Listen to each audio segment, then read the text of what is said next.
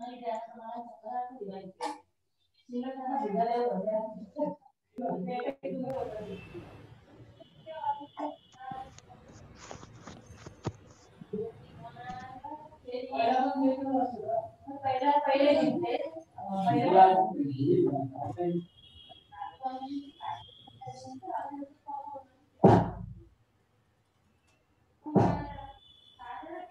evening, sir.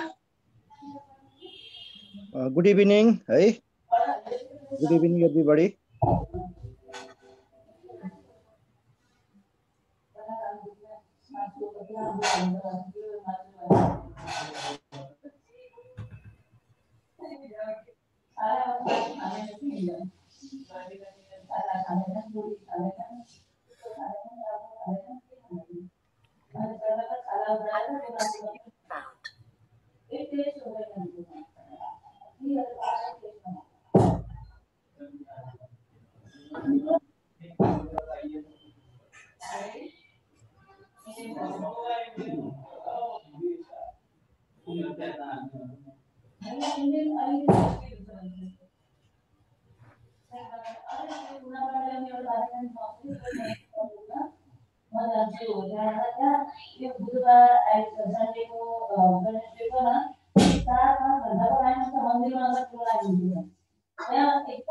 Hey bro, hello.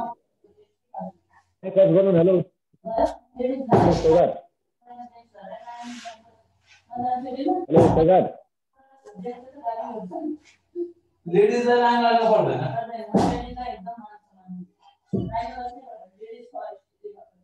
अनि ladies नि भएर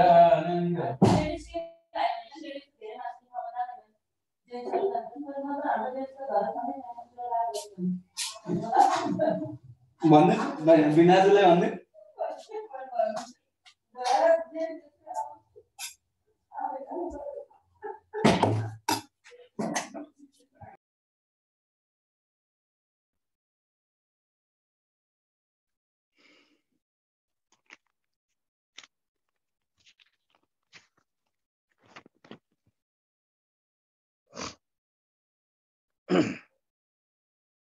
गोविंद जी,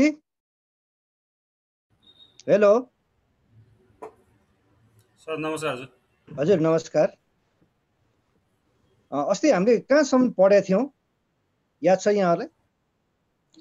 बिमस्टेक सक्यौँ आज चाहिँ इन्टरपोल र अनि त्यो अर्को भन्दै हुनुहुन्छ इन्टरपोल र ठिक छ। आज हामी चाहिँ 1 घण्टा मात्रै क्लास गर्छौँ है। यो के छ, हामी सबैजना लगभग तयारी भएको अवस्था हो होला सर होला। रुटिन आएछ एक्जामको त्यही नै हो। रुटिन कहिले यो हाम्रो उसमा होइन त, यो मङ्सिरको कति गतेतिर? मङ्सिरको एएसआई को कति गते भन्दाखेरि 18 गतेबाट सुरु अनि इन्सपेक्टरको चाहिँ 28 गतेबाट। फिजिकल सुरु कि एक्जामै सुरु, रिटर्नै सुरु? एक्जामै सुरु, सरी फिजिकल त भइसक्यो।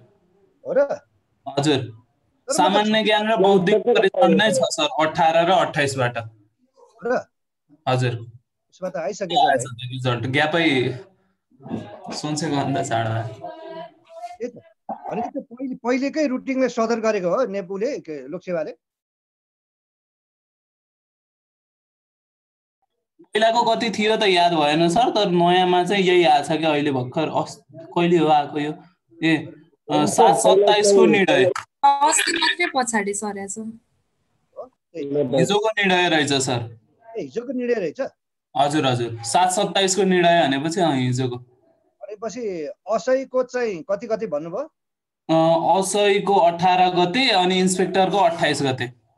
भनेपछि यो जीके आइक्यू नै त्यहीबाटै सुरुवात हो है 18 गते? हजुर, फर्स्ट डेमै जीके आइक्यू हुन्छ, 18 र 28 भइहाल्यो। त्यही हो। अब यसो गरौँ त, 5-5 भर्यो अब म सुरु गर्छु है त। हाम्रो डिकेएमको सर के हो आज?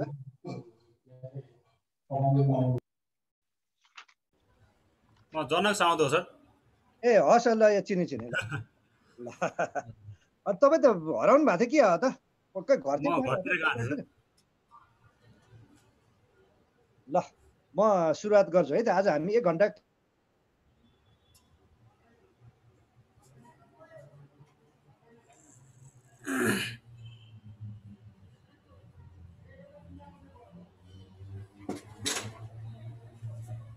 अगाडि बढाउँछौँ। आज हाम्रो खासै त्यस्तो क्लास चाहिँ छैन, यो सङ्घ र सङ्गठन सक्छौँ, त्यसपछि भ्यायो भने केही अलिकता एउटा विषय पनि उब्काउन सक्छौँ होला।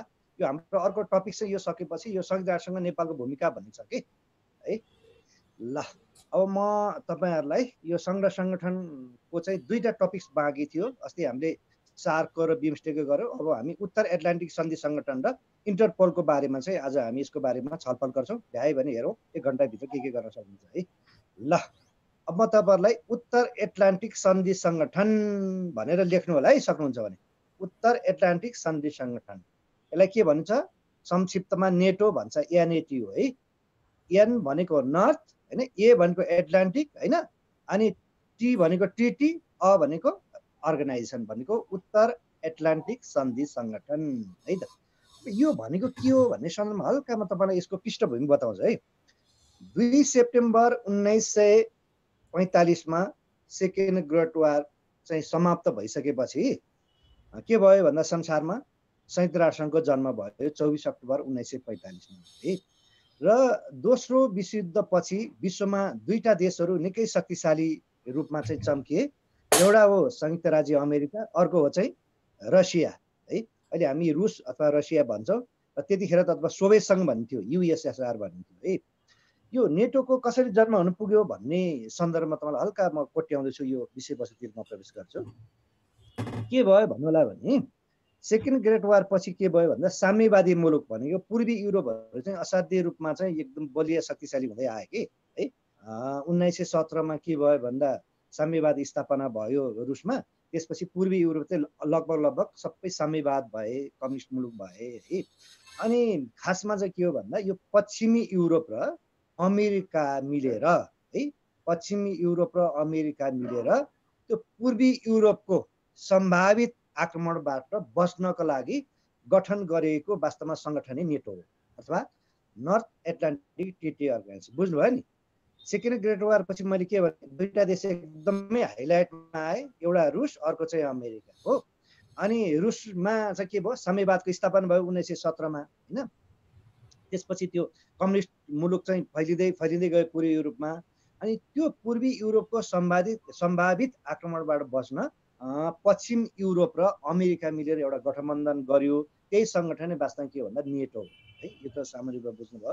अझै यसलाई अझै राम्रोसँग भन्नुपर्दा यो स्थापना हुनुको लागि, नेटो स्थापना हुनुको लागि 1948 मा के भने तपाईँको यो बर्लिनमा नाकाबन्दी, पश्चिम जर्मनीको होइन भनौँ न, बर्लिनमा नाकाबन्दी हुनु र चेकोस्लोभाकियामा चाहिँ युद्ध हुनु है, विद्रोह हुनु, यी कारणको घटनाबाट चाहिँ के भन्थे विश्वमा शीत युद्ध चर्क्यो होइन। अनि त्यही पृष्ठभूमिमा चाहिँ यो पश्चिम युरोप र अमेरिका मिलेर के गर्यो भन्दा चाहिँ उसको डिफेन्सको रूपमा होइन, पूर्वी युरोपको डिफेन्सको रूपमा, पूर्वी युरोपको त्यो नायकी अथवा त्यसको नेतृत्वकर्ता चाहिँ रुस थियो र भनेको पूर्वी युरोपको अथवा साम्यवादी मुलुकको सम्भावित आक्रमणबाट बच्नको लागि पश्चिम युरोप र अमेरिकाको गठबन्धन संस्था नै वास्तवमा के भने नेटो। नेटो भनेको नर्थ एटलान्टिक ट्रिटी अर्गनाइजेसन अथवा नेपालीमा भन्दा उत्तर एटलान्टिक सन्धि सङ्गठन। अब हामी के भन्छ, अब यसको स्थापना कहिले भयो त भन्दा 4 अप्रिल 1949 मा अथवा 4 अप्रिल 1949 मा है। नेटोको स्थापना कहिले भयो? 4 अप्रिल 1949 मा होइन। र संस्थापक राष्ट्र कति थिए भन्दा तत्कालीन समयमा 12 वटा थिए। भनेको नेटोको संस्थापक राष्ट्र कतिवटा छन्? 12 वटा छन् है। अब कुन कुन हुन् म तपाईँलाई बिस्तारै भनिदिन्छु। 1 मा बेल्जियम, 2 मा क्यानाडा, 3 मा डेनमार्क, 4 मा फ्रान्स, 5 मा आइसल्यान्ड, 6 मा इटली, 7 मा लक्जमबर्ग, 8 मा नेदरल्यान्ड, 9 मा नर्वे, 10 मा पोर्चुगल, 11 मा ब्रिटेन र अनि संयुक्त राज्य अमेरिका गरेर सुरुमा चाहिँ तपाईँको 12 पश्चिम युरोप र होइन अमेरिकाको गठबन्धन भयो। भनेको नेटोको संस्थापक राज्य कति रहेछ भन्दा संस्थापक राष्ट्र कति भन्दा 12 है। अहिले मैले त्यो नाउँ उच्चारण गरेँ र यसको स्थापना चाहिँ 4 अप्रिल 1949 मा है। अब यसको हाल चाहिँ सदस्य सङ्ख्या कति छ भन्ने कुरा सुरुमा त कति भयो, यो चाहिँ 12 वटा भयो है। हाल चाहिँ यसको सदस्य राष्ट्र कति रहेको छन् भन्दा हाल चाहिँ यसको सदस्य राष्ट्र चाहिँ हो, कसैलाई थाहा छ नेटोको हाल कति होला, कसैलाई थाहा छ? यहाँ मध्ये कसैलाई थाहा छ?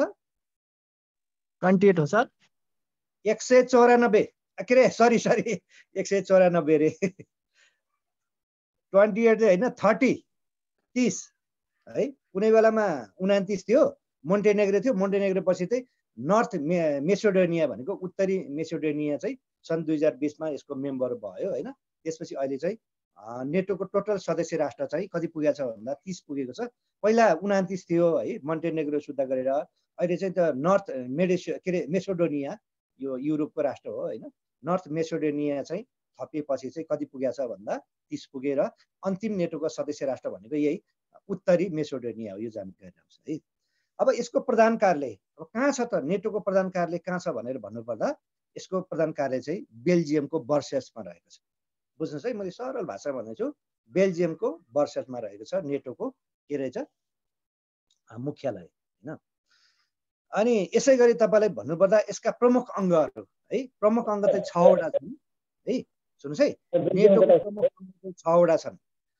के हुन् भन्दा चाहिँ एकमा उत्तर एटलान्टिक सन्धि के अरे परिषद एकमा उत्तर एटलान्टिक सन्धि परिषद म फेरि भन्दैछु दोहोऱ्याएर यसको 6 वटा अङ्ग मध्येमा उत्तर एटलान्टिक सन्धि परिषद 1 होइन अनि थाई परिषद 2 सुन्नुहोस् है अनि सैनिक परिषद सैनिक समिति 3 होइन अनि प्रतिरक्षा योजना समिति 4 महासचिव 5 र अनि सचिवालय गरेर 6 भनेपछि नेटोको होइन how many total organs of NATO भन्यो भने कति रहेछ भने 6 वटा के रहेछ उत्तर एटलान्टिक सन्धि परिषद 1 थाई परिषद 2 सैनिक समिति 3 प्रतिरक्षा योजना समिति 4 महासचिव 5 र सचिवालय गरेर कति 6 है र यसको होइन तपाईको मुख्य उद्देश्य के त होइन नेटोको मुख्य उद्देश्य चाहिँ के हो भनेर भन्नुपर्दा यसको खास उद्देश्य चाहिँ साम्यवादी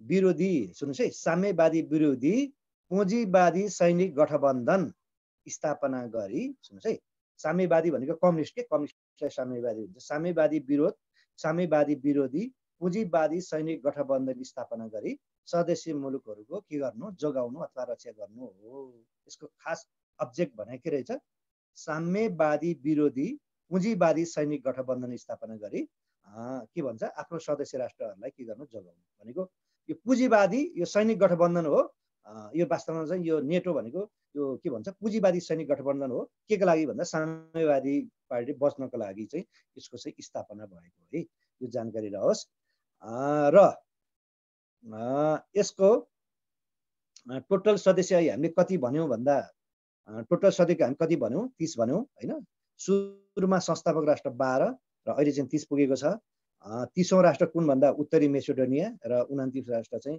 कुन हो भन्दा मोन्टेनेग्रो हो त्यो साथजना सोध्ला र बरु अर्को एउटा सोध्न सक्ने सम्भावना के छ भने यो एसिया महादेशको एकमात्र नेटोको सदस्य राष्ट्र चाहिँ टर्की हो है टर्की हो वास्तवमा कुनै बेला रुसको विरुद्धमा यो स्थापना भएको संगठन रुसै पनि तपाईको 2002 मे 28 तारिक रुसले पनि यसको सदस्यता प्राप्त गरेको थियो यो पनि जानकारी आउँछ है त ल यो खासै त्यति धेरै छैन हैन यो सामान्यतया यो उसको नेटो चाहिँ बुझ्नु होला नि नेटो भने चाहिँ के रहेछ भने यो चाहिँ पुँजीवादी यो राष्ट्रहरूको यो सैनिक गठबन्धन हो के को लागि भन्दा साम्यवादी मुलुकहरूको सामाजिक आक्रमण बच्नको लागि चाहिँ यो संगठन स्थापना भएको हैन कहिले भयो भन्दा 4 अप्रिल 1949 मा हैन 4 अप्रिल 1949 मा सुरुमा संस्थापक राष्ट्र चाहिँ कतिवटा थियो भने 12 वटा अहिले चाहिँ कति पुग्यो भने 30 पुग्यो हैन र पछिल्लो सदस्य राष्ट्र भने कुन भन्दा नर्थ मेसिडोनिया हो यो जानकारी रहो है त र अरु खासै त्यस्तो केही छैन है यही नै हो नेटोको एकदम सर्टकट हुने छ ल अब म नेटो पछि तपाईहरुलाई अर्को इन्टरपोलको बारेमा जानकारी गराउँछु है त नेटो पछि इन्टरपोलको बारेमा यो त कति चाहिँ थाहा पनि होला तपाईलाई इन्टरपोल भनेको र इन्टरपोल सुन्नुस् है इन्टरपोलको फुल फर्म चाहिँ के हुन्छ भन्दा इन्टरनेशनल क्रिमिनल पुलिस अर्गनाइजेसन है इन्टरपोल भनेको के रहेछ इन्टरनेशनल क्रिमिनल पुलिस अर्गनाइजेसन है यसको चाहिँ इन्टरनेशनल क्रिमिनल पुलिस अर्गनाइजेसन र यसको स्थापना चाहिँ कहिले भयो भन्दा चाहिँ सुन है 7 डिसेम्बर 1923 भनेको 7 डिसेम्बर 1923 मा चाहिँ इन्टरपोलको के भयो स्थापना भयो है कहिले रहेछ 7 डिसेम्बर 1923 मा र तपाईँलाई एउटा जानकारी हो सुरुमा चाहिँ यो के थियो भन्नुलाई भने है सुरुमा चाहिँ त्यो इन्टरपोल भन्ने चाहिँ थिएन सुरुमा होइन कुनै थिएन सुरुमा चाहिँ होइन अनि 1956मा चाहिँ बल्ल पहिला चाहिँ यो इन्टरपोल भन्दा पनि यो सुरुमा चाहिँ यो क्रिमिनल थिएन क्या इन्टरनेसनल यो पुलिस कमिसन भन्ने मात्रै थियो सुरुमा यो 1956मा चाहिँ के भयो भने बल्ल चाहिँ यो इन्टरनेसनल क्रिमिनल पुलिस अर्गनाइज भनेर उनी गरेको र वास्तवमा यो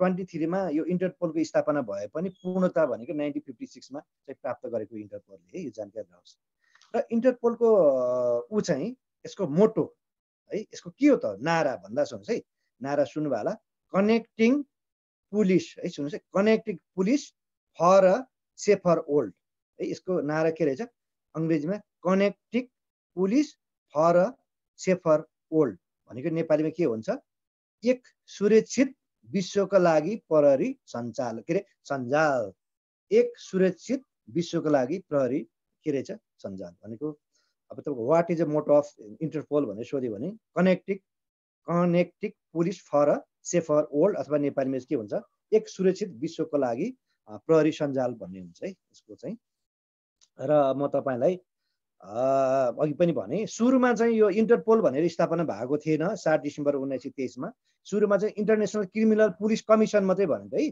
सुरुमा यसको नाम के थियो इन्टरनेसनल क्रिमिनल पुलिस कमिसन भन्ने थियो अनि 1956मा गइसकेपछि बल्ल इन्टरनेसनल क्रिमिनल पुलिस अर्गनाइजेसन भनेर चाहिँ स्थापना भएको खै जेसुकै होस् तपाईँले इन्टरपोलको स्थापना कहिले भयो भनेर सोध्यो भने 7 डिसेम्बर 1923मै हो है र यसको मुख्यालय कहाँ छ त यसको मुख्यालय भन्दा यसको मुख्यालय चाहिँ फ्रान्सको लियोन सहरमा छ है इन्टरपोलको स्थापना के अरे स्थापना चाहिँ अहिले हामीले भन्यो 7 डिसेम्बर 1923मा सुरुमा यसको नाम के थियो इन्टरनेसनल क्रिमिनल पुलिस कमिसन भन्ने थियो तर 1956मा गइसकेपछि के भन्न थाल्यो भन्दा बल्ल इन्टरनेसनल क्रिमिनल पुलिस अर्गनाइजेसन भन्न थाल्यो र मुख्यालय अथवा प्रधान कार्यालय अथवा हेडक्वार्टर कहाँ छ भन्दा हामीले के भन्यो फ्रान्सको लियोन भन्ने सहरमा छ है र यसको मुख्य उद्देश्य है इन्टरपोलको मुख्य उद्देश्य के हो त भन्दा सुन्नुहोस् है अपराध सम्बन्धी गतिविधिलाई सुन्नुहोस् है इन्टरपोलको मुख्य उद्देश्य अपराध सम्बन्धी गतिविधिलाई अन्तर्राष्ट्रिय स्तरमा नियन्त्रण गर्ने है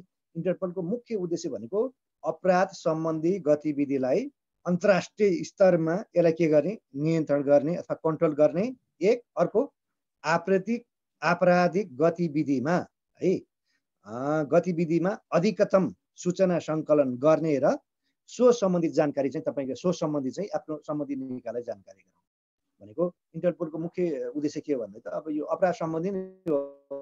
अपराध सम्बन्धी गतिविधिलाई के हो अन्तर्राष्ट्रिय स्तरमा यसको कन्ट्रोल गर्ने होइन अनि आपराधिक गतिविधिको अधिकतम सूचना सङ्कलन गर्ने र आफ्नो नेटवर्कमा चाहिँ यसको के गर्ने भन्दा सेयर गर्ने है इन्टरपोलको खास उद्देश्य अब्जेक्ट चाहिँ यही हो र इन्टरपोल हेर्ने मुख्य क्षेत्र है यो इन्टरपोलले हेर्ने मुख्य क्षेत्र कुन क्षेत्रमा चाहिँ इन्टरपोलले हेर्छ भन्ने सन्दर्भमा सुन्छ है एउटा चाहिँ टेररिजम भनेको आतङ्कवाद हेर्दछ आतङ्कवाद सम्बन्धी होइन टेररिजम आतङ्कवाद सम्बन्धी हेर्छ अर्को तपाईँको यो साइबर जुन छ नि साइबर क्राइम यो साइबर क्राइम सम्बन्धी हेर्छ र अर्को चाहिँ तपाईँको अर्गनाइजेसन यो क्राइम सम्बन्धी हेर्छ भनेको यो इन्टरपोलले हेर्ने भनेको मुख्य यसको जुन चाहिँ क्षेत्र छ नि एउटा चाहिँ आतङ्कवाद टेररिजम सम्बन्धी अनि साइबर क्राइम सम्बन्धी अर्को चाहिँ तपाईँको अर्गनाइजेड क्राइम भनेको सङ्गठित रूपमा गर्ने जुन अपराध सम्बन्धी पनि हेर्छ भनेको यो इन्टरपोलले हेर्ने मुख्य क्षेत्र भने त्यो फेरि भन्छु टेररिजम भनेको आतङ्कवाद अनि साइबर क्राइम र नम्बर 3मा चाहिँ अर्गनाइजेसन क्राइम सङ्गठित रूपमा जुन चाहिँ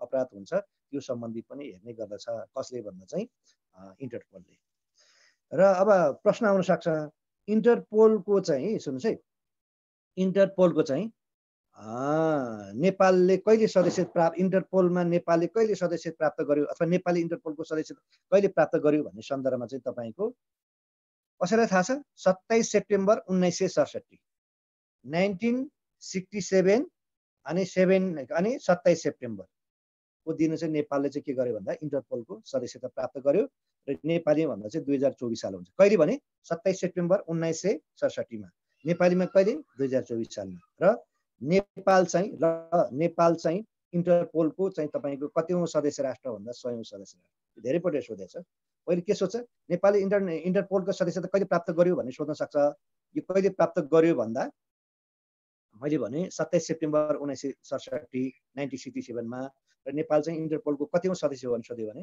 100 अथवा 100 र हामीलाई सोध्न सक्छ हाल चाहिँ इन्टरपोलमा के अरे सदस्य राष्ट्रहरू कति छन् अथवा हैन how many total member of के भन्छ इन्टरपोल भनेर सोध्यो भने 194 194 चाहिँ सदस्य राष्ट्रहरू छन् हैन र अन्तिम सदस्य राष्ट्र चाहिँ तपाईको भानुआटु र किरिबाटी यो पश्चिमी द्वीप समूह हो भानुआटु र किरिबाटी साँच्चै भने किरिबाटी भन्दा पनि हुन्छ र किरिबाटी र यो भानुआटु र किरिबाटीले चाहिँ एउटै मितिमा चाहिँ यो मेम्बर प्राप्त गरेको हुनाले यी चाहिँ यो इन्टरपोलको सबैभन्दा अन्तिम सदस्य राष्ट्रहरू हो सर भानु के भन्छ भानु के सर भानुआटु र किरिबाटी यो पश्चिमी द्वीप समूह हो कि यो तपाईको पपुवा न्युगिनी सुनुभाला फिजी हैन मरिसस यी राष्ट्रतिर पर्छन् कि न्युजिल्यान्डतिर भनौँ न भानुआटु र किरिबाटी चाहिँ टोटल राष्ट्र चाहिँ सदस्य राष्ट्र 194 भानुआटु र किरिबाटी चाहिँ सबैभन्दा पछिल्लो सदस्य राष्ट्र त्यो सायद नसोध्ला हामी किनभने सदस्य राष्ट्र अरू पनि बढ्न सक्छ हामीले के सोध्न सक्छ भने हाल चाहिँ इन्टरपोलको सदस्य राष्ट्रको संख्या कति रहेको छ भन्ने सोध्न सक्छ मैले भने आजको मितिसम्म चाहिँ तपाईको अब एक्जाम आउनुभन्दा अगाडिसम्म त 194 नै हो है 194 अरू कसैले के छ बुझ्नु होला है खासै त्यस्तो त्यति ठुलो छैन ठीक छ सर बुझिरहेको छु अब म यो कुरा त यिनै हो अब म तपाईलाई यो उनै गर्छु है त म हल्का विषय प्रवेश गर्छु तपाईको जाँच पनि आइसकेको छ हैन झन् झनै अब तिहार पछाडि त 2-4 दिनभित्र तपाईहरुको यो पुनः गर्ने पर्ने भयो कि हैन चाँडै नै क्लास सकाउनु पर्ने पो अवस्था तपाईहरुको यो जीके नै कति 18 गतितिर हो सर सुरुको नै जीके हो सर हाम्रो जीके अलि राम्रो हुन्छ सर हाम्रो जीके को नोट सर ल ठिकै हैन जीके को नोट त अलिकति यो उसको मात्रै हो हैन यो करेन्ट अफेयर्स को मात्रै हो अरु त म उलाई पनि प्रोवाइड गर्न उहाँ मैले पनि दिइसकेको छु हैन यो अलिकति फरक मात्रै हो इतिहास भूगोल त उही नै हो के भूगोल मात्रै अलिकति क्षेत्रफलको कुरा हो त्यो सायद त्यो अलि तपाईको अलि कन्ट्रोभर्सियल कुरा छ त्यो सायद नसोध्ला हैन अरु त खासै त्यसो छैन अब कोभिड को बारेमा अलिकति केही सोध्न सक्छ यसपालि त्यसपछि अमेरिकी राष्ट्रपति अलिकति उनै भयो त्योबाट सोध्न सक्ला है अब हामी कहाँ लगभग अझै हामीसँग आधा घण्टा टाइम छ म हल्का यो अलिकति विषय मात्रै अलिकति उनै गरौँ है त उक्काउँ है त संयुक्त राष्ट्रसङ्घमा नेपालको भूमिका भन्ने है यो सिद्धिन हामी चाहिँ यो सुरुवात मात्रै गरौँ है भन्ठानेर है त ल है त सुन्छ है म अब संयुक्त राष्ट्रसङ्घको बारेमा तपाईले टोटल पढ्नु पर्दैन तर एउटा के पढ्नु पर्ने छ भने संयुक्त राष्ट्रसङ्घमा नेपालको भूमिका भन्ने चाहिँ पढ्नु पर्ने म त्यही च्याप्टरलाई अलिकति उनै गर्दैछु म चाहिँ विशेष रूपमा झन्डै हिजो मात्रै तयार गरेको यो टाइप पनि गरेको छैन तपाईले तयार पछि तुरुन्तै यो प्रोवाइड गर्नै पर्छ है भनिरहनु परेन ल म कुरा गरौँ है त संयुक्त राष्ट्रसङ्घ भनेको के हो भने सेकेन्ड ग्रेट वार पछि दोस्रो विश्वयुद्ध पछि सुन्नुस् है स्थापना भएको संसारको सबैभन्दा ठुलो आधिकारिक संस्था हो कहिले स्थापना भयो भन्दा 24 अक्टोबर 1945 मा स्थापना भयो है कम्तीमा यो त बुझ्नु भयो नि है भनेको दोस्रो विश्वयुद्ध पछि स्थापना भएको संसारको सबैभन्दा ठुलो संस्था कुन हो भन्दा संयुक्त राष्ट्रसङ्घ अथवा युएन हो युनाइटेड नेसन अर्गनाइजेसन कहिले स्थापना भयो भन्दा 24 अक्टोबर 1945 मा है अहिलेसम्म यसको सदस्य राष्ट्र चाहिँ 193 वटा छन् अन्तिम सदस्य राष्ट्र चाहिँ तपाईको दक्षिण सुडान हो सुन्नुस् मात्र है म तपाईहरुको यो पोस्टमा पढे हैन यो हल्का यो पृष्ठभूमिमा त यो तपाईलाई जानकारी गराएको र 14 जुलाई 2011 मा दक्षिण सुडानले युएन को मेम्बर प्राप्त गरिसकेपछि हाल टोटल सदस्य राष्ट्र 100 कति छ 93 छ त्यो मध्ये नेपाल पनि हो यो बुझ्नु है र संयुक्त राष्ट्रसङ्घको प्रमुख अर्गान्सहरु है मुख्य अङ्गहरु चाहिँ तपाईको 6 वटा छ म सर भनिदिन्छु सबैभन्दा महत्त्वपूर्ण अङ्ग भनेको तपाई महासभा जनरल एसेम्ब्ली भन्छ है महासभा अनि दोस्रो चाहिँ सुरक्षा परिषद सेक्युरिटी काउन्सिल तेस्रो चाहिँ आर्थिक तथा सामाजिक परिषद तेस्रो चाहिँ तपाईको ट्रस्टेडशिप काउन्सिल भन्छ हैन अनि पाँचौं चाहिँ तपाईको के हो भन्दा तपाईको अन्तर्राष्ट्रिय न्यायालय र छैटौं चाहिँ सचिवालय गरेर 6 वटा अङ्ग छ तर सबैभन्दा प्रमुख अङ्ग कुन हो भन्दा चाहिँ महासभा जनरल एसेम्ब्ली हो है र यो संयुक्त राष्ट्रसङ्घको सबैभन्दा प्रमुख अङ्ग महासभा हो यो महासभा चाहिँ हरेक वर्षको सुन्छ है हरेक वर्षको सेप्टेम्बर महिनाको तेस्रो मङ्गलबार चाहिँ जति पनि मेम्बर छ नि युनाइटेड नेसन अर्गनाइजेसन अथवा युएन को जति मेम्बर छ सेप्टेम्बर महिनाको तेस्रो मङ्गलबार चाहिँ विशेष बैठक हुन्छ के है यति पनि तपाईहरुले बुझ्नुभयो र है र एउटा कुरा के बुझ्नुस् भने कुनै पनि राष्ट्र है संयुक्त राष्ट्रसङ्घको सदस्य प्राप्त गर्नको लागि चाहिँ तपाईको सामान्यतया दुईटा प्रावधान छ है कुनै पनि सदस्य राष्ट्र संयुक्त राष्ट्रसङ्घको मेम्बर प्राप्त गर्नलाई दुईटा प्रावधान रहेको छ पहिलो प्रावधान चाहिँ पहिलो अप्सन के हो भने मैले अहिले भने नि संयुक्त राष्ट्रसङ्घको 6वटा अङ्ग मध्येमा सबैभन्दा प्रमुख अङ्ग भनेको जेनरल एसेम्ब्ली अथवा महासभा हो। यो जहिले पनि हरेक वर्षको सेप्टेम्बर महिनाको तेस्रो मङ्गलबार के हुन्छ यो चाहिँ बैठक बस्छ हो। त्यो बैठक बसेको बेला है बैठक बसेको बेला हैन कुनै राष्ट्रले चाहिँ तपाईको निवेदन दिएको छ म चाहिँ संयुक्त राष्ट्रको सदस्य बन्न इच्छुक छु भनेर कुनै राष्ट्रले निवेदन दरखास्त हालेको छ भने त्यही त्यो जुन महासभामा जुन विशेष बैठक बसेको बैठकले 2/3 भन्दा बढी सदस्यले चाहिँ त्यसलाई अनुमोदन गर्यो भने अथवा फलना राष्ट्र चाहिँ यो युएनको मेम्बर प्राप्त गर्नको लागि चाहिँ एकदमै ठिक छ इट्स ओके छ भनेर सबैले त्यसरी 2/3 भन्दा बढीले समर्थन जनायो भने त्यो राष्ट्रले के गर्छ भने युएनको संयुक्त राष्ट्रसङ्घको मेम्बर प्राप्त गर्न सक्छ। यो एउटा कुरा है। अब योबाट भएन भने अर्को एउटा अप्सन के छ भने संयुक्त राष्ट्रसङ्घको दोस्रो महत्त्वपूर्ण अङ्ग भनेको सुरक्षा परिषद हो। यसलाई चाहिँ सेक्युरिटी काउन्सिल पनि भन्छ। त्यसमा चाहिँ तपाईँको टोटल सदस्य राष्ट्र चाहिँ कति हुन्छ भने यो सुरक्षा परिषदमा 15 हुन्छ। 15 मध्येमा चाहिँ तपाईँ 5 वटा चाहिँ थाई सदस्य राष्ट्र भनेको संयुक्त राष्ट्रसङ्घको चाहिँ डनहरू हो के। थाई सदस्य राष्ट्र भनेको सुरक्षा परिषदको उसले जे भन्यो त्यही कुरा चाहिँ त्यहाँ चाहिँ बिकाउ हुन्छ है। उसले जे भन्यो त्यही कुरा चाहिँ मान्नुपर्ने हुन्छ होइन। 5 सदस्य राष्ट्र चाहिँ बाँकी चाहिँ अस्थायी सदस्य राष्ट्र चाहिँ 10 वटा हुन्छ जसको कार्यकाल चाहिँ 2 वर्ष हुन्छ है। भनेको सुरक्षा परिषद पनि बुझ्नुभयो। संयुक्त राष्ट्रसङ्घको 6वटा महत्त्वपूर्ण अङ्गमध्ये दोस्रो महत्त्वपूर्ण अङ्ग चाहिँ सुरक्षा परिषद हो जसलाई संयुक्त राष्ट्रसङ्घको कार्यकारी निकाय पनि भन्छ के। एक्जिक्युटिभ जुन हुन्छ नि यो अफिस भन्दा पनि हुन्छ कार्यकारी निकाय पनि हो यो।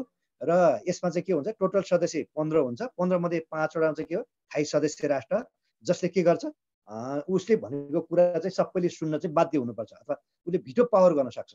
भिटो पावर भनेको के हो भने सुन्नुहोस् है भिटो पावर मानिलिउँ है तपाईँले डिक्यानमा पढ्दै हुनुहुन्छ आज हामी पढ्दैछ मैले के भने 15 मिनट पढाएर ल त टाउको दुःख भाइ बहिनी हो आज म तपाईँलाई पढाउन सक्दिनँ अब कुनै दिन पढाउँ भनेर मैले भिडियो प्रयोग गरेँ भनेपछि तपाईँहरू अब सरले मान्नु भएन अब हामी नपढाउँ भनेर मान्नै पर्ने हुन्छ। अब अनि अर्को चाहिँ जुन संस्था छ नि अब डिक्यानले पनि ल भाइ बहिनी हो तिहार आयो आधा घन्टा पढ्नुहोस् त्यसपछि ल भयो तिहारपछि पढ उसले भिडियो पावर गर्न सक्छ है। यसरी अहिले चाहिँ यो भिडियो पावरको कुरा गर्नुपर्दा अब तपाईँ मध्येमा जुन चाहिँ एबिसी जो कोही व्यक्तिले चाहिँ आज मलाई टाउको दुःख साथी हो मलाई पढ्ने मन पनि छैन तपाईँले पनि नपढ्नुहोस् भन्ने मान्छ मान्दैन किनभने तपाईँ चाहिँ अस्थायी सदस्य राष्ट्र हो। संयुक्त राष्ट्र पनि यस्तै संयुक्त राष्ट्रसँग चाहिँ 5 वटा राष्ट्र चाहिँ सुरक्षाको भिटो पावर प्रयोग गर्ने राष्ट्रहरू छन्। तपाईँलाई भन्दाखेरि अब ती कुन कुन हुन् भन्ने तपाईँलाई पक्कै खुल्दुली भयो कतिलाई थाहा पनि होला। यसलाई चाहिँ ठ्याक्कै तपाईँको सजिलो रूपमा भन्दा चाहिँ के भन्छ भने सूत्रबद्ध रूपमा भन्दा चाहिँ एबिसी चाउचाउलाई फ्राई गर्ने भन्छ के है। संयुक्त राष्ट्रसङ्घको सुरक्षा परिषदको थाई सदस्य राष्ट्र भनेको एबिसी चाउचाउलाई फ्राई गर्ने सजिलो क्या हामी सरल भाषा। ए भनेको के रहेछ अमेरिका सुन्नुहोस् है। बी भनेको ब्रिटेन सी भनेको चाइना। एबिसी चाउचाउ भनेको ए भनेको अमेरिका बी भनेको ब्रिटेन सी भनेको के रहेछ चाइना। अनि फ्राई गर्ने भनेको एफ भनेको फ्रान्स आर भनेको रुस भनेको यी 5 वटा राष्ट्र चाहिँ संयुक्त राष्ट्रसङ्घका डन राष्ट्र हुन्। उनीहरूले जे भन्यो अन्य राष्ट्रले त्यही मान्नुपर्ने हुन्छ भनेको संयुक्त राष्ट्रमा भिटो प्रयोग गर्न सक्ने यी 5 वटा राष्ट्र। मैले के भने एबिसी चाउचाउलाई फ्राई एबिसी भइहाल्यो फ्राई भनेको एफआर के एबिसी एफआर भन्दा पनि हुन्छ। ए भनेको मैले अमेरिका भने बी भनेको ब्रिटेन भने सी भनेको चाइना होइन अनि एफ भनेको फ्रान्स आर भनेको यो रसिया अथवा रुस हो। यिनले भिटो प्रयोग गर्न सक्छन्। मैले भने जम्मा कति चाहिँ 15 सदस्य हुन्छ सुरक्षा परिषदमा। त्यो मध्येमा 5 वटा थाई सदस्य 10 वटा अस्थायी हुन्छ र त्यो अस्थायी सदस्य राष्ट्रको कार्यकाल चाहिँ 2 वर्ष हुन्छ है। यदि भनेपछि पक्कै सुरक्षा परिषद बारे चाहिँ तपाईँले बुझ्नुभयो होला हो। अहिले मैले भने यो युएनको मेम्बर प्राप्त गर्ने 2टा प्रावधान छ कुनै पनि राष्ट्रले। पहिला चाहिँ त्यही महासभामा उपस्थित हुने 2/3 सदस्यले अनुमोदन गर्यो अथवा इट्स ओके भन्यो भने त्यसले मेम्बर प्राप्त गर्यो सदस्यता प्राप्त गर्यो। यदि त्यो बाटो ब्लक भयो रोक्यो भने अर्को अप्सन के रहेछ भने सुरक्षा परिषदको 15 सदस्य राष्ट्र मध्ये 9 वटा सदस्य राष्ट्रले त्यसलाई समर्थन गर्यो भने अथवा यो राष्ट्र चाहिँ संयुक्त राष्ट्रको सदस्य बन्नको लागि चाहिँ उचित छ भनेर सबैले त्यसलाई अनुमोदन गर्यो भने पनि के हुन सक्छ मेम्बर प्राप्त गर्न सक्छ हो। र एउटा कुरा चाहिँ सबैभन्दा महत्त्वपूर्ण कुरा चाहिँ यो संयुक्त राष्ट्रसङ्घको सदस्य प्राप्त गरि पाऊँ भनेर निवेदन हाल्दा चाहिँ त्यो राष्ट्रमा चाहिँ गृहीत भएको हुन्छ। जस्तो हामीलाई हाम्रो 2052 सालदेखि 2062 सम्म 63 सम्म यो 10 वर्ष जनयुद्ध थियो नि हो। यदि त्यस्तो सिभिल वार गृहीत हो भने त्यो राष्ट्रको चाहिँ जुन दरखास्त चाहिँ ठाडै नकारिन्छ। र खैर यति त बुझ्नुभयो है। कम्ती हामीसँग आधा घन्टा टाइम छ। आज हामी यो तिहारले झपक्कै छोपिसक्यो छपक्कै होइन त्यसो हुनाले हामी 1 घन्टा मात्रै पढ्छौँ नि त 1 घन्टा नै हो वास्तवमा है। मैले आधा घन्टा अलिकति तन्काएको हुँ यहाँलाई अलिकति बढी बुझाउनु भनेर। ल यति भनेपछि त बुझ्नुभयो है। भनेपछि अब नेपालले पहिलोपटक संयुक्त राष्ट्रसङ्घको सदस्यता गरी के अरे पाउँ भनेर कहिले निवेदन हाल्यो भन्दा चाहिँ 13 फेब्रुअरी 1949मा। अनि मैले बोले सुनिरहनु भएको छ तपाईँहरू? चुपचाप लगाएर बसिरहनु भएको छ, कसैको कोही रेस्पोन्डै छैन। सुनिरहेको छ सर। म त बोल्दै बोलेको छैन, बरु चुप्ला निदाइरहेको कि भनेर नि त। नरोकेको एक खालको जोकै हो, यो केही पनि होइन। ल सुन, भनेपछि नेपालले संयुक्त राष्ट्रसङ्घको सदस्य प्राप्त गर्नको लागि कहिलेचोटि निवेदन हाल्यो भन्दा सुन्नुहोस् है, 13 फेब्रुअरी 1949मा। कहिले? 13 फेब्रुअरी 1949मा के हाल्यो? निवेदन हाल्यो है। अनि निवेदन हाल्यो कुन भाषा प्रयोग, कुन चाहिँ लिपि प्रयोग गरेर भन्दा नेवारी लिपिलाई रञ्जना लिपि भन्छ कि। नेवारी भाषाको रञ्जना लिपि प्रयोग गरेर के भन्छ नि, नेपालको पदमबहादुर खत्रीले चाहिँ त्यो महासभामा चाहिँ संयुक्त राष्ट्रसङ्घको सदस्य बन्न पाऊँ भनेर दरखास्त हाल्यो। कहिले रहेछ? 13 फेब्रुअरी 1949। अनि कुन चाहिँ लिपिमा भन्दा चाहिँ रञ्जना लिपि, नेवारी भाषाको रञ्जना लिपिमा। तपाईँलाई लाग्ला नेपाली भाषाको राष्ट्रिय लिपि त देवनागरी हो, किन देवनागरी लिपि नेपालीले चाहिँ युज गरेन युनाइटेड के भन्छ युएनको सदस्य बन्नमा भन्ने पर्दा? हाम्रो र भारतको इन्डियाको लिपि एउटै हो। जस्तो हिन्दी र संस्कृतको चाहिँ एउटै चाहिँ मदर भनेको आमा भनेको संस्कृत हो कि, हिन्दी पनि नेपाली पनि संस्कृतबाट जन्मेको। त्यो देवनागरी लिपि चाहिँ हामीभन्दा पहिले नै यो इन्डियाले चाहिँ मेम्बर प्राप्त गरिसकेको थियो युएनको, उसले पहिले नै तपाईँको यो देवनागरी लिपि युज गरेको हुनाले हामीले चाहिँ नेवारी लिपि प्रयोग गर्न चाहिँ बाध्य हुनु परेको।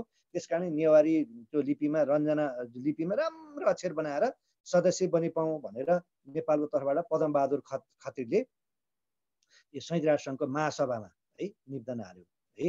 र मैले भने नि त्यो महासभाको विशेष बैठक कहिले हुन्छ भन्दा हरेक वर्षको सेप्टेम्बर महिनाको तेस्रो मङ्गलबार हुन्छ हो। यति त बुझ्नुभयो। अनि के हाल्यो? दरखास्त हाल्यो। मैले भनेको थिएँ नि मेम्बर प्राप्त गर्नको लागि दुईटा प्रावधान छ। एउटा चाहिँ त्यो विशेष बैठक सेप्टेम्बर महिनाको विशेष बैठकले 2/3 सदस्य त्यसलाई अनुमोदन गर्नु पर्यो। टोटल जम्मा भएको प्रतिनिधि सभा के अरे मेम्बर मध्येमा 2/3 भन्दा बढीले उनी गर्नु पर्यो। त्यो भएन भने सुरक्षा परिषदको 15 मध्येमा 9वटाले त्यसलाई चाहिँ के हो एक्सेप्ट गर्न पर्यो हो। तर नेपालले चाहिँ के भयो भन्दा युएनको जुन सदस्य के अरे दरखास्त हाल्यो तर मेम्बर प्राप्त गर्न सकेन है। अब किन सकेन त है? अब नेपालले दरखास्त हाल्यो किन सकेन? त्यो बेला नेपालमा गिरिद्ध पनि भएको थिएन। किन सकेन भन्ने सन्दर्भमा म तपाईँलाई एउटा गुहिएको कुरो भन्छु।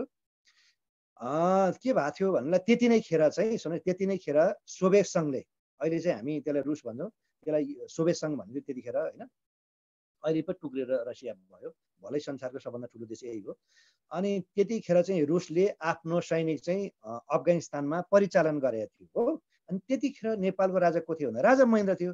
अनि झिन मसिनो स्वरमा हाम्रो राजा महेन्द्रले चाहिँ त्यो जुन छ नि त्यो अफगानिस्तानमा सैनिक परिचालन गरेको थियो रुसले। अब ऊ त एकदम साम्यवादीको सशक्त मुलुक है, अमेरिकालाई टक्कर दिने राष्ट्र।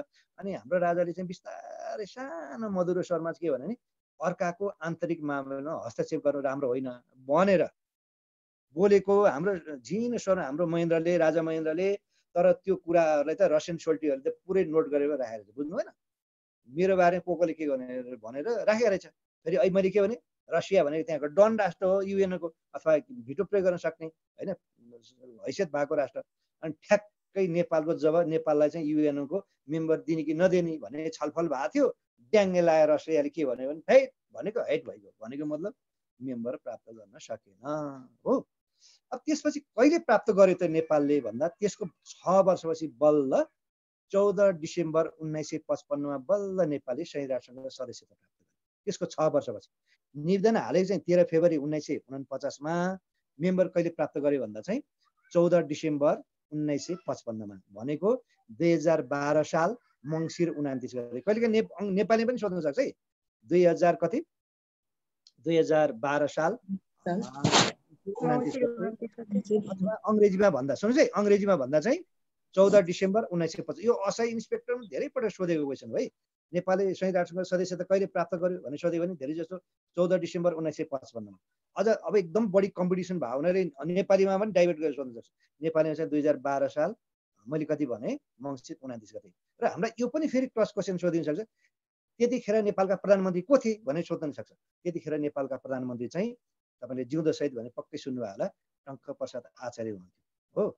अब हामीलाई सोध्न सक्छ अब नेपाल चाहिँ कतैौँ सदस्य राष्ट्र हो त भन्दाखेरि नेपाल चाहिँ 72औं सदस्य राष्ट्र है।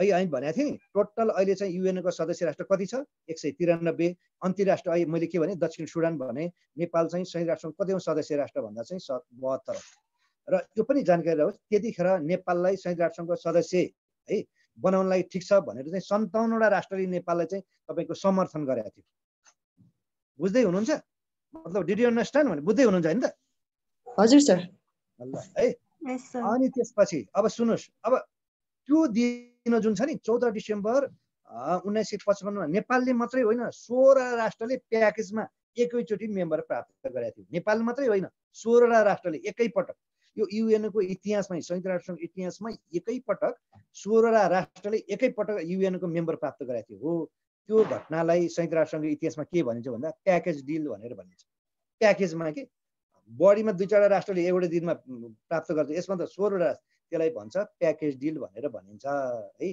14 डिसेम्बर 1955 मा नेपाल लगायत हैन 15 वटा राष्ट्रले भने नेपाल सुधा 16 15 वटा राष्ट्रले एकैपटक युएनको मेम्बर प्राप्त गरेको जुन इन्सिडेन्ट छ नि घटनालाई के भनेर चिनिन्छ भन्दा प्याकेज डिल नाम गरेर चिनिन्छ अब यो पनि कुरा आउँछ है अब यो पनि के कुरा आउँछ भन्नु के रे भने अब नेपालसँग चाहिँ कुन दक्षिण एसियाली राष्ट्रले सँगै युएनको मेम्बर प्राप्त गरेको थियो भनेर सोध्यो भने त्यो हो श्रीलङ्काले पनि त्यही 14 डिसेम्बर 1955 को दिनै नेपालसँग हाम्रो क्वेसन के सोध्न सक्छ नेपालसँगै कुन अर्को सार्क मुलुकले युएनको मेम्बर प्राप्त गरेको थियो भन्दा कुन भने डेफिनेटली त्यो कुन देश हुनुभयो श्रीलङ्का हो र त्यो बाहेक एसियाको देशमा कुरा गर्दा फेरि एसियाको देशमा कुरा गर्नुपर्दा तपाईको लाओस कम्बोडिया जोर्डन भन्ने राष्ट्रले पनि गरेका थियो है त्यो लगायत के श्रीलङ्का लगायत एसिया महादेशबाट लाओस कम्बोडिया जोर्डन भन्ने देशले पनि उनी गरेका थियो म तपाईलाई सल्ल भनिदिन्छु है कुन कुन थियो भनेर त्यति त नसोध्ला तैपनि यो म 16 राष्ट्रको थियो जुन 14 डिसेम्बर 1955 मा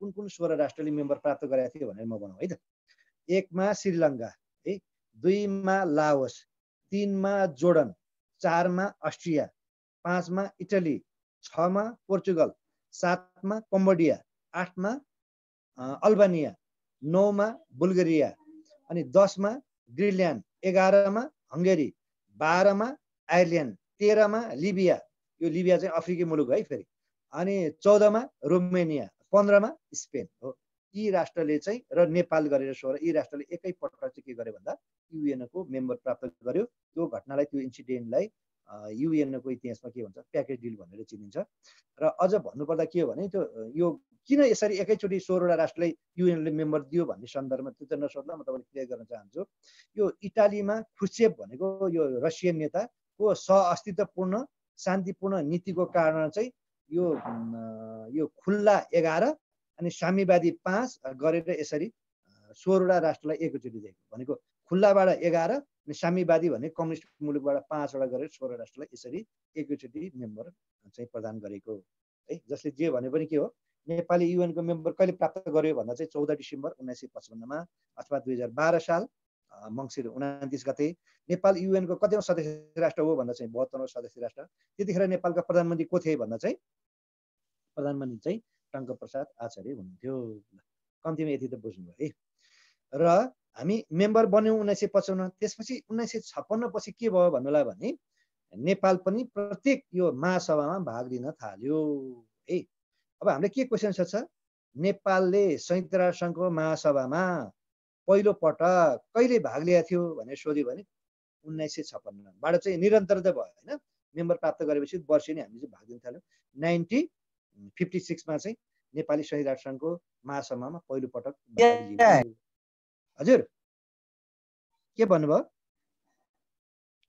1956 अथवा 1956 मा नेपालले पहिलो पटक भाग लियो है अब कसको नेतृत्वमा भाग लियो भन्दा चुडा प्रसाद शर्माको नेतृत्वमा भाग लियो है र सुन्नुस् चुडा प्रसाद नेतृत्वमा भाग लियो अनि चाहिँ जान चाहिँ प्रत्येक देशबाट चाहिँ कति जना जाने पाइन्छ जम्मा 5 जना जाने पाइन्छ एकजना चाहिँ टिम लिडर भयो नेतृत्वकर्ता 4 जना सदस्य 5 जना जाने पाइन्छ र जो चाहिँ तपाईको संयुक्त राष्ट्र संघको महासभामा जुन जाने प्रतिनिधि नेतृत्वकर्ता हो नि त्यसको लागि चाहिँ 3टा प्रावधान हुनुपर्छ कि त्यो देशको प्रधानमन्त्री हुनुपर्छ कि त्यो देशको राजा हुनुपर्छ है कि त्यो देशको उप प्रधानमन्त्री हुनुपर्छ र एटलिस्ट नभए पनि कम्तीमा परराष्ट्र मन्त्री चाहिँ हुनुपर्छ अनि मात्रै युएनको के भन्छ महासभामा चाहिँ नेतृत्वकर्ताको भूमिका निभाउन होइन भने जान चाहिँ पाउँदैन भनेको मतलब हामीले के सोच्छ नेपालले पहिलोपल्ट संयुक्त राष्ट्रसङ्घको कुन महासभा के अरे संयुक्त राष्ट्रसङ्घको महासभामा कहिलेबाट भाग लिन थालेको भन्दा 1956 मा।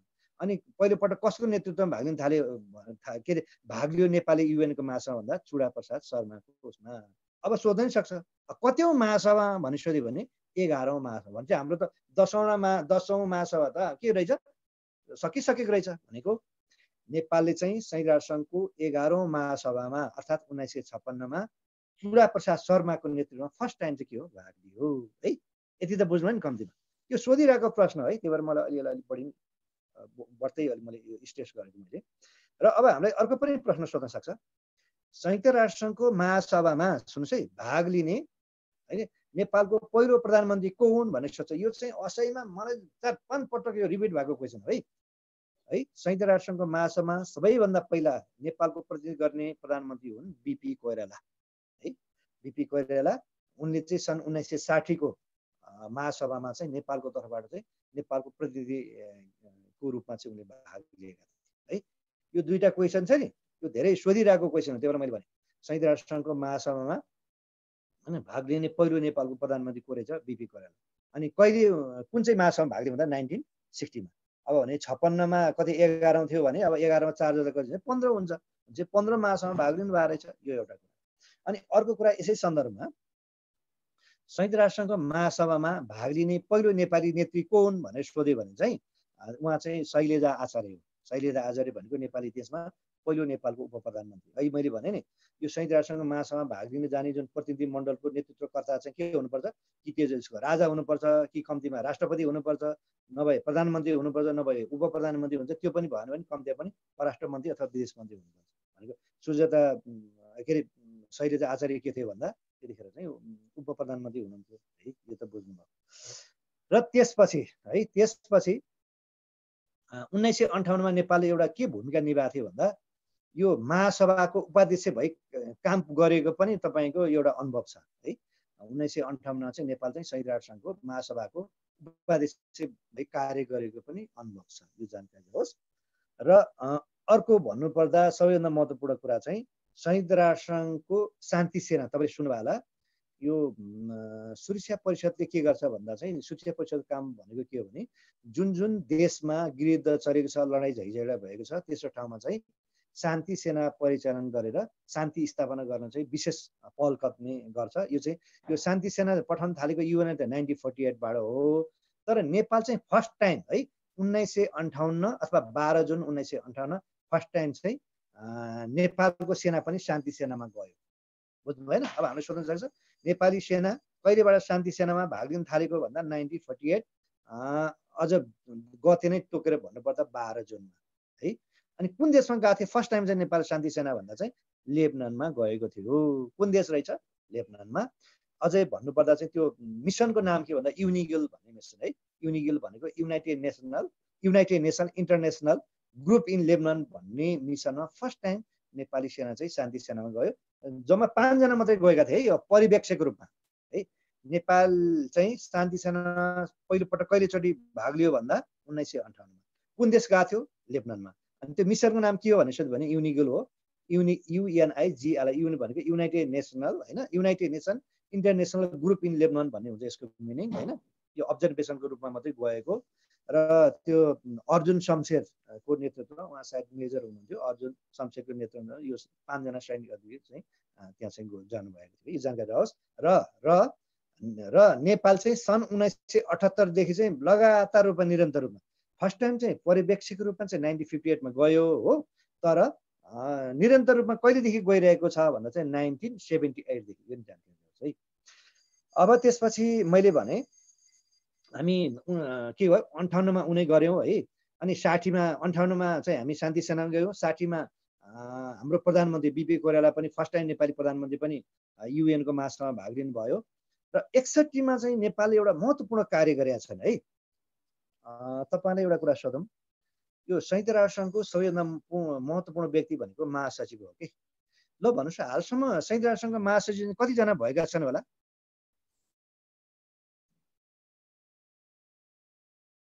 प्रश्न बुझ्नुभयो? हालसम्म संयुक्त राष्ट्रसङ्घको महासचिव कति जना भएका छन्? Any guesses? 9 वटा। 9वटा है। भनेपछि सबैभन्दा पहिलो महासचिव चाहिँ ट्रिगबेली, सबैभन्दा लेटेस्ट अन्तिम 9औं चाहिँ एन्टोनियो गुटेरेस, उहाँ चाहिँ पोर्चुगलको हुनुहुन्थ्यो है, हुनुहुन्छ भनौँ न। एन्टोनियो गुटेरेस भने कति 5 जना। अनि संयुक्त राष्ट्रसङ्घको दोस्रो महासचिवको नाम हो ड्याग ह्यामेरसोल्ड है। संयुक्त राष्ट्रसङ्घको दोस्रो महासचिवको नाम हो ड्याग ह्यामेरसोल्ड। अनि उहाँको 1961 मा के भयो भन्नुलाई त्यो भन्दा एउटा कुरा है, यो भन्नुभन्दा अगाडि म एउटा कुरा रोक्छु है त। म तपाईँलाई एउटा कुरा भनौँ, नेपाल चाहिँ 1958 मा नेपाली सेना पनि शान्ति सेनामा जान थाल्यो है। त्यसपछि 1959 मा चाहिँ के भयो भन्दा चाहिँ हाम्रो पनि एकजना चाहिँ संयुक्त राष्ट्रसङ्घमा स्थायी प्रतिनिधि राख्ने चाहिँ सुरुवात भयो। हामी मेम्बर त भयौँ, तर हाम्रो सुनवाई त यहाँबाट भन्दा पनि हाम्रो प्रतिनिधि उतै भने छिटो हुन्छ नि त हो। 1959 देखि संयुक्त राष्ट्रसङ्घको स्थायी प्रतिनिधि राख्ने चाहिँ सुरुवात भयो। कहिलेबाट? 1959 अथवा 1959 देखि। र नेपालको पहिलो संयुक्त राष्ट्रसङ्घलाई स्थायी प्रतिनिधि ऋषिकेश शाह हुन् है। यो एकदम महत्त्वपूर्ण छ, यो छुटेछ। यो 60 भने यो 59 कुरा गर्नु पर्थ्यो वास्तवमा। भनेको संयुक्त राष्ट्रसङ्घको लागि नेपालको पहिलो स्थायी प्रतिनिधि को रहेछ? ऋषिकेश शाह। अनि कहिलेबाट यो सुरुवात भयो नेपाल पनि संयुक्त राष्ट्रसङ्घको शान्ति के अरे स्थायी प्रतिनिधि राख्न भन्दा 1959 बाट। र जानकारी रहोस्, र यो संयुक्त राष्ट्रसङ्घको स्थायी प्रतिनिधिको कार्यकाल चाहिँ कति हुन्छ भन्दा 4 वर्ष हुन्छ है। जुन जानकारी कति वर्ष हुन्छ? 4 वर्ष हुन्छ भन्छु। संयुक्त राष्ट्रसङ्घको नेपालको पहिलो स्थायी प्रतिनिधि को भनेर सोधेको को रहेछ? ऋषिकेश शाह हैन। अनि कहिलेबाट चाहिँ नेपाल पनि संयुक्त राष्ट्रसङ्घको स्थायी प्रतिनिधि राख्न राखियो भन्दा 1959 बाट हो। अहिले मैले के भनेको थिएँ, यो संयुक्त राष्ट्रसङ्घको यो महासचिव कुरा गरेको थिएँ। संयुक्त राष्ट्रसङ्घको महासचिव हालसम्म चाहिँ 9 जना भएको छन्। पहिलो महासचिव ट्रिगबेली हो, र अहिलेको 9औं चाहिँ पोर्चुगलको यो एन्टोनियो गुटेरेस हुन् हैन। र दोस्रो महासचिव हो तपाईँको ड्याग ह्यामेरसोल्ड है। यो ड्याग ह्यामेरसोल्ड 1961 मा सेप्टेम्बर महिनामा के भयो भने यो कङ्गो गणतन्त्रमा यही भिजिट गर्ने क्रममा हैन, युएनको महासचिव नाताले भिजिट गर्ने क्रममा उनको प्लेन दुर्घटना भएर, प्लेन क्र्यास भएर दुर्घटना भयो हो। त्यही दुर्घटना त्योको जाँचबुझ समितिको अध्यक्ष चाहिँ नेपाल बन्ने मौका पाएको थियो। कहिले? 1961 है।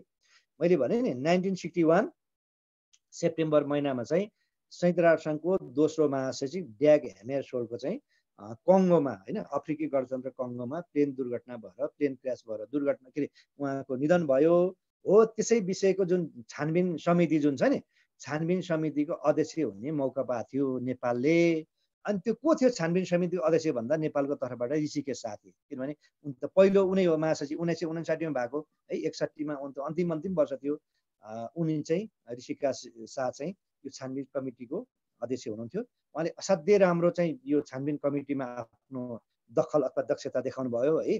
त्यो देखेर अन्य राष्ट्रहरूले के भन्यो भने नि, अन्य राष्ट्रहरूले चाहिँ संयुक्त राष्ट्रसङ्घको महासचिवलाई उठ्नको लागि चाहिँ धेरैले चाहिँ अफर गरे, दबाब पनि दिए, हामी सहयोग र साथ दिन्छौँ पनि भने। र एउटा कुरा यसै सन्दर्भमा एउटा वाक्य के बोलौँ भने, संयुक्त राष्ट्रसङ्घको अहिले 193 राष्ट्र छन्, त्यो मध्येमा 5 वटा स्थायी सदस्य राष्ट्र छ। त्यो स्थायी सदस्य राष्ट्र अथवा भिटो प्रयोग गर्ने राष्ट्रबाट चाहिँ युएनको महासचिवमा चाहिँ उठ्न पाउँदैन है। यो चाहिँ तपाईँहरू क्लियर हुनुहोस् है। अनि के भयो? मैले भने 1961 मा त्यो दोस्रो महासचिव युएनको ड्याग ह्यामेरसोल्डको निधन भयो कङ्गोमा। अनि त्यो कसरी दुर्घटना भयो भन्ने सन्दर्भमा जाँचबुझ समिति आएको चाहिँ गठन गर्यो। त्यो गठनको अध्यक्ष चाहिँ नेपालको तर्फबाट ऋषिकेश शाहले चाहिँ आफ्नो कार्य सम्पादन गर्नुभएको थियो। असाध्यै राम्रो सम्पादन गरिसकेपछि, त्यो कार्य सम्पादन गरेपछि, सबैले एप्रिसिएट गरिसकेपछि नेपाललाई चाहिँ संयुक्त राष्ट्रको महासचिवको लागि उठ्नको लागि चाहिँ अरूहरूले चाहिँ निकै उनै गरे भने दबाब दिए, उठ्नुहोस् हामी सहयोग र साथ गर्छौँ भने। तर अनि ऋषिकेश शाहलाई त्यत्रो धेरै राष्ट्रको समर्थन हुँदै पनि उनी संयुक्त राष्ट्रको महासचिवमा चाहिँ उठेनन्। किन भन्दा त्यतिखेर नेपालमा को थिए? राजा भन्दा महेन्द्र थिए। अनि राजा अब ऊ त एउटा त उनै हो, कमसेकम त एउटा राजदूत सोसर व्यक्ति मात्रै हो हैन। अनि उहाँले चाहिँ अनि राजा महेन्द्रलाई सोधे, म चाहिँ यस्तो यस्तो अफर आछ, म संयुक्त राष्ट्रको महासचिव उठ्नु पर्यो भनेपछि राजा महेन्द्रले उसलाई चाहिँ अनुमति दिएन है। किन दिएन भन्दा त अब राजा भन्दा पनि ठुलो हुने भयो महासचिव त, त्यो कारणले गर्दा यस्तो अपर्च्युनिटी पनि नेपालले एकपटक गुमाएको छ। अहिले भए भए सायद हुन्थ्यो पनि होला हैन, एउटा नेपालको यस्तो अपर्च्युनिटी पनि थियो भन्नु है। यो कहिले कुरा? 1961 को कुरा। अब 1962 मा के भयो भन्ने सन्दर्भमा तपाईँलाई एउटा जानकारी गराउँछु। नेपालले है, हाम्रो टपिक नै संयुक्त राष्ट्रमा नेपालको भूमिका भन्ने हो है। 1962 अप्रिल 2 मा नेपालले युएनमा एउटा कस्तो भूमिका निभायो भन्दा यो युएनद्वारा एउटा रङ्गभेद नीति भन्ने ल्याएको थियो कि रङ्गभेद नीतिको गठन गरेको थियो है। रङ्गभेद नीति के भने के हो भने यो सेतोले श्वेत भन्छ नि यो गोराहरूले कालो हप्सीहरूलाई असाध्यै उनी गर्ने के रियाक्ट गर्ने एकदम डोमिनेट गर्ने हो यस्तो नगरोस् भनेर युएनले 1962 अप्रिल 2 मा चाहिँ के गर्यो भन्दा रङ्गभेद नीति सम्बन्धी एउटा कमिटी गठन गरेको थियो एउटा समिति। त्यो समितिको एउटा बैठकमा चाहिँ नेपालले चाहिँ कोअर्डिनेटरको रूपमा चाहिँ एउटा भूमिका निभाएको कहिले रहेछ 1960 तपाईको 2 मा नेपालले चाहिँ यो रङ्गभेद नीति सम्बन्धी चाहिँ को एउटा बैठकको चाहिँ एउटा कोअर्डिनेटरको रूपमा चाहिँ भूमिका निभाएको थियो जानकारी होस् है। अनि त्यसपछि तपाईको 1962 पछि 65 मा नेपालले एउटा के भूमिका निभायो भन्नु होला भने हङ्गेरीमाथि रुसी सेना चाहिँ परिचालन गरेको थियो है। रुसले चाहिँ हङ्गेरीमाथि आफ्नो सैनिक चाहिँ परिचालन गरेको थियो। नेपालले त्यो सन्दर्भमा ठाडै विरोध गर्यो। अनि त्यति नै फेरि अर्को एउटा त्यति नै फेरि चाहिँ तपाईको त्यो रुसी 19 मैले 65 मा के भने हङ्गेरीमाथि रुसले चाहिँ आफ्नो सैनिक हस्तक्षेप गरेको थियो। त्यो रुसी त्यो के भन्छ सैनिकको हस्तक्षेपको बारेमा नेपालले चाहिँ ठाडै नगरेको थियो यो जानकारी होस् है। यो 65 को कुरा। अब त्यसपछि 1969 अगस्त 11 मा पनि एउटा घटना के भयो भने सुन्नुहोस् है। 1969 अगस्त 11 मा चाहिँ इजरायलले लेबनानमाथि आक्रमण गरेको थियो। नेपालले पनि ठाडै के गर्यो नकार्यो इजरायलको विरुद्धमा बोल्यो यो नि जानकारी होस्। यसै गरी त्यतिखेर पोर्चुगलले पनि एउटा गिनी भन्ने अफ्रिकी राष्ट्रमाथि पनि यो आक्रमण गरेको थियो त्यो पनि निन्दा गर्यो है। भनेको ठुला राष्ट्रले साना राष्ट्रले जुन चाहिँ आक्रमण गरेको थियो त्यस सन्दर्भमा चाहिँ नेपालले चाहिँ विरोध गर्दै आएको छ। मैले भने 1969 अगस्त 11 मा इजरायलले लेबनानमाथि आक्रमण गरेको थियो अनि ठ्याक नेपालले के गर्यो इजरायलको विरोधै गर्यो। अनि त्यसपछि तपाईको त्यति नै खेर 1969 मा पोर्चुगलले गिनीमा पनि आक्रमण गरे त्यसको पनि के गरेको थियो भन्दा चाहिँ नेपालले चाहिँ बहुत साना गरेको थियो यो जानकारी हो। अनि त्यसपछि सुन्नुस् है त्यसपछि नेपालको एउटा महत्त्वपूर्ण कुरा है लगभग धेरै छैन म खासै म 70 मा पुर्याएर म टुङ्ग्याउँछु है त। अनि के भयो भन्नु होला भने 1969 मा चाहिँ नेपालले एउटा महत्त्वपूर्ण भूमिका निभाए युएनमा है। मैले तपाईलाई के कुरा गरेको थिएँ सुरक्षा परिषदमा टोटल सदस्य राष्ट्र कति हुन्छ 15 वटा 5 वटा थाई सदस्य राष्ट्र भिटो प्रयोग गर्ने त्यो डन राष्ट्र 10 वटा चाहिँ अस्थायी सदस्य राष्ट्र। अस्थायी सदस्य राष्ट्रको कार्यकाल कति वर्ष हुन्छ 2 वर्ष हुन्छ भने जस्तै फर्स्ट टाइम नेपालले 1969 सम्म चाहिँ 2 वर्षको लागि सुरक्षा परिषदको तपाईको अस्थायी सदस्य राष्ट्र हुने चाहिँ अवसर पाएको थियो है। हुन त नेपालले 2 पटक यो सुरक्षा परिषदको अस्थायी सदस्य राष्ट्र हुने मौका पाएको छ। एक पटक चाहिँ 1969 देखि 1970 फर्स्ट टाइम अनि अर्को टाइम चाहिँ 1988 देखि 1989 सम्म है 2 पटक चाहिँ नेपाल चाहिँ सुरक्षा परिषदको अस्थायी सदस्य राष्ट्र हुने चाहिँ मौका पाएको छ जानकारी छ भनेको। अब हामीलाई के क्वेसन सक्छ नेपालले पहिलो पटक सुरक्षा परिषदको अस्थायी सदस्य राष्ट्र हुने मौका कहिले पाएको थियो अथवा कहिले भएको थियो भन्दा 1969 देखि 1970 सम्म है यो एउटा कुरा। अनि म 70 सम्म चाहिँ आज म पढाउँछु भन्थे तपाईहरुलाई अब 5-7 मिनेट बाँकी छ। र 1970 मा चाहिँ एउटा के घटना भयो भने यो रोडेसिया भन्ने जुन देश छ त्यसलाई उत्तरी रोडेसिया भन्नाले यो जाम्बिया भन्ने मुलुकलाई बुझाउँछ। पहिला चाहिँ त्यसको उत्तरी रोडेसिया हैन जाम्बियामा चाहिँ गृद्ध भारतीय सिभिल वार नाकाबन्दी लगाउन बनेको 5 सदस्य समितिको अध्यक्ष चाहिँ भई चाहिँ नेपाल काम गरे है। मैले भने 1907 मा के भयो त्यो गृद्ध भएको थियो जाम्बिया भन्ने देश अथवा त्यतिखेर त्यसलाई चाहिँ उत्तर रोडेसिया भनिन्थ्यो। चाहिँ युएनले चाहिँ त्यहाँ चाहिँ गृद्ध भएको कारणले गर्दा चाहिँ जाम्बियालाई अथवा उत्तरी रोडेसियालाई युएनले नाकाबन्दी लाउने चाहिँ 5 सदस्यीय एउटा चाहिँ समिति गठन गरेको थियो। त्यो समितिको चाहिँ नेपाल चाहिँ अध्यक्ष हुने चाहिँ मौका पायो है। ल मैले चाहिँ यो म 2018-20 सम्म नै आउन चाहिँ यो आज चाहिँ तिहारको सङ्घार आइसक्यो भन्दा पनि आज काग तिहार है तपाईलाई धेरै पढाउँदा पनि अलि बोजिलो होला भनेर बरु 2-4 केही कुराहरू चाहिँ म भन्छु है त। ल पढाइ चाहिँ आज हाम्रो यति नै है। आज हामीले चाहिँ वास्तवमा हाम्रो पढाइ चाहिँ के हो भन्दा यो नेटो र के भन्छ इन्टरपोल पढ्यौं खास कुरा हैन। र यो संयुक्त राष्ट्रसङ्घमा नेपालको भूमिका भनेको हल्का केही चाहिँ हामीले उठायौं अनि 2020 सम्म बीचमा भएको महत्त्वपूर्ण कुरा पनि तपाईलाई हामी जानकारी गराउँछ। त्यसपछि प्रहरी र यो उसको बारेमा युएनको मिसनको बारेमा पनि 5-7 मिनेट कुरा गर्छौं हैन। र अब चाहिँ म तपाईलाई के भन्छु भने यो तिहारको बेलामा है तपाईहरुको एक्जाम त आइसक्यो तिहार त मान्न पर्छ नै हैन। तर मान्नु पर्छ भन्दा पनि तपाईहरुको बढ्ता ध्यान चाहिँ यतैतिर एक्जामतिरै दिनुहोस् है। जिन्दगीमा तपाईँको भनौँ न जिन्दगीमा यति लामो जिन्दगीमा होइन भनौँ न 5-7 महिना तपाईँको मेहनत गरेको भरमा जिन्दगी बन्छ भने किन उनी गर्ने होइन तिहार त राम्रोसँग आगुम पनि मनाउला त्यसपछि मनाउला पहिलो फोकस चाहिँ तपाईँ यतैतिर दिनु होला र यो टाइममा चाहिँ के गर्नु होला भन्नुलाई भने एकदम तपाईँ एउटा सेड्युल बनाउनुहोस् कि पढ्ने जस्तो यो बेलामा म योदेखि योसम्म म यति उठ्ने यति बेलामा एक्सर्साइज गर्ने होइन यति बेलामा कन्सन्ट्रेसन गर्ने कोही योगा पनि गर्ने पनि बानी होला होइन यो टाइम उनी गरेर गर्नुहोस् जुन जुन विषयमा तपाईँ अलिकति दखल छ त्यसलाई कम टाइम दिनुहोस् जुन जुन विषयमा तपाईँको दखल छैन त्यसमा अलिकति धेरै टाइम दिनु होला कमजोर विषयमा होइन र सबैभन्दा राम्रो कुरा चाहिँ तपाईँ लेख्दै पढ्दै गर्नु सबैभन्दा राम्रो भनेको लेख्दै पढ्दै गर्नु होला र करेन्ट एफेयर्सबाट अलिक बढी नै आइरहेछ त्यसलाई पनि ध्यान दिनु होला होइन र अनि अर्को कुरा तपाईँको ग्रुप वाइज बनाएर पनि हामी पढ्न सकिन्छ है कहिलेकाहीँ चाहिँ 4-5 जनाको ग्रुप बनाउनुहोस् जस्तो क भन्नेसँग नभएको किताब तपाईँको ख भन्नेसँग हुनसक्छ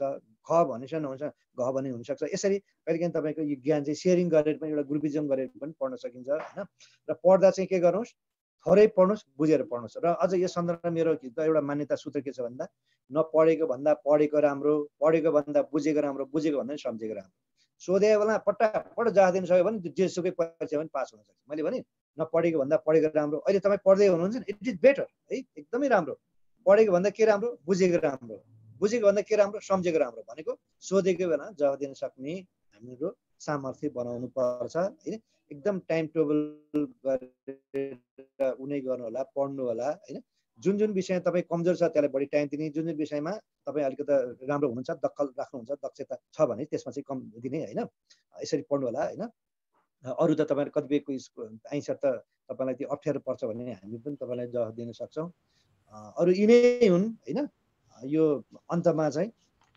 भाइ बहिनीहरूले एकदमै बुझेर पढ्नु होला र यो तिहार आजबाट त तिहार सुरुवात पनि भयो काग तिहार होइन यम पञ्चक पनि भनिन्छ अब म तपाईँलाई चाहिँ यही तिहारको हार्दिक मङ्गलमय होइन कामना गर्दै आजको यो क्लासलाई म बिट मार्दछु है र तर यो तिहार मनाउनु भन्दा पनि तपाईँको पढाइमा चाहिँ बढी ध्यान दिनुहोस् भन्दै ल यो क्लासलाई यही म बिट मार्छु अथवा मै जारी गर्छु ल ह्याप्पी तिहार है अल अफ यु है त सबैलाई thank you sir same to you sir है त ल यही नै उनी गरौँ है फेरि पछि हामी तिहार पछि लगत्तै फेरि हाम्रो भेटघाट मुलाकात भइहाल्छ ल मैले फेरि ह्याप्पी तिहार भन्दै मैले बिट मारेँ है त